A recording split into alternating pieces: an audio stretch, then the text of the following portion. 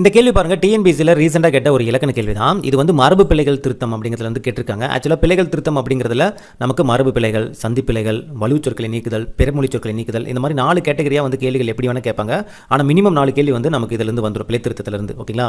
இங்கே கொடுத்துருக்கிறது வந்து பார்த்தீங்கன்னா மரபு பிழை. இங்கே பாருங்கள், சோறு டேஷ்னு கொடுத்துருக்காங்க. நம்ம சோறு சாப்பிடு அப்படின்னு தான் நம்ம டக்குன்னு மைண்டில் வரும். பட் சோறு உண் அப்படிங்கிறத கரெக்டான ஆன்சர். ஓகேங்களா? இது வந்து நமக்கு வினை மரபில் கொடுத்துருக்காங்க. ஓகேங்களா? மரபு பிழைகளே வந்து பார்த்தீங்கன்னா ஒளி மரபு, தொகை மரபு, வினை மரபுன்னு இருக்குது. ஓகேவா? நமக்கு ஒவ்வொரு மொழித்திறன் பயிற்சியில் ஏதாவது மொழித்திறன் பயிற்சியில் பாருங்கள், ஒவ்வொரு ஸ்டாண்டர்ட்லேயும் வந்து கொடுத்துருப்பாங்க.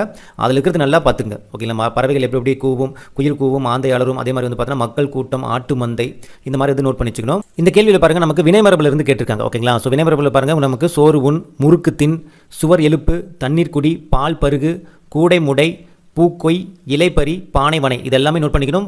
வினை மரபில் இருந்தும் கேள்வி கேட்பாங்க. நம்ம ஒரு சிலதெல்லாம் நமக்கு பாருங்கள், கூடை முடையெல்லாம் நமக்கு தெரியாது. அப்புறம் பூக்கொய், பானை வனை, இதெல்லாம் நமக்கு தெரியாது. கண்டிப்பாக நோட் பண்ணி வச்சுக்கோங்க.